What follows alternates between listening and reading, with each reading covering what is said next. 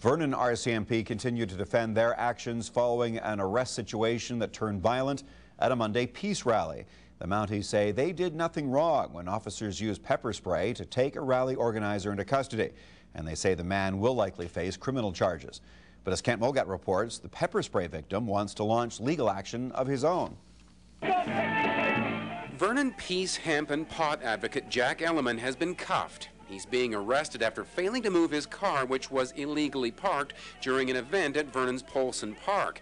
Peace activist Neil Magnuson wraps his arms around him to interfere. Oh, dude, you don't have to do that. Out comes the pepper spray, and the bylaw enforcement officer is right in there helping the RCMP wrestle a non-violent but uncooperative Magnuson to the ground. You're on his head for no reason. Whether you call it civil disobedience or obstruction, it was not pretty. And 2 days after the incident, a bruised and scraped Magnuson is looking for justice. My body hurts, my head hurts. My lawyer is about to see the video of what happened there, and we'll be going after these people. I'm sure we will, although I have to confirm that with my lawyer in Vancouver. But that was a brutal assault. You're not letting this go. I can't. You know, I'm here on a tour across Canada talking about these very issues, although I never expected this extreme an example. But as the leader of the Freedom Tour, we have to pursue this. We can't let this stand. Jack Elliman is sounding a little more conciliatory. We've got to forgive and forget. We've got to come in a win-win situation here. But there was a definite abuse of power there, and it has to be looked into, and well, at the very least, I expect an apology.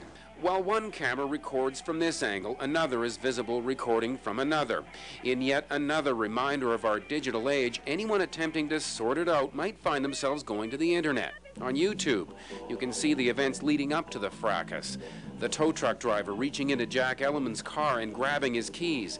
Elliman getting a second set and trying to leave while the bylaw enforcement officer calls for the police. The two are at City Hall today trying to determine what parking rights event organizers are supposed to have when they book a city facility. Despite the public complaints, the police see no reason to investigate their own members' actions. No, we've read all the reports from the officers that were at the scene, and we're satisfied that they acted responsibly according to RCMP policy. We've received no public complaint yet, so to my knowledge there is no administrative review or review of their actions officially taking place. Meanwhile, the police are taking statements for a report they will forward to Crown recommending the two men be charged. If and when an official complaint is laid against the police, an internal investigation will happen as a matter of course. But the harshest criticisms of the authorities are being directed at the bylaw officer involved. She's on a crazy power trip. That's all there is to it. She doesn't have the right attitude to be a bylaw enforcement person. Meanwhile, the City of Vernon's Bylaw Enforcement Division is also continuing to gather information on all this. The man in charge, Clint Canister, says while the officer involved in the arrests did nothing incorrect, he says she could have handled the situation better. In Vernon, Kent Mogat, CHBC News.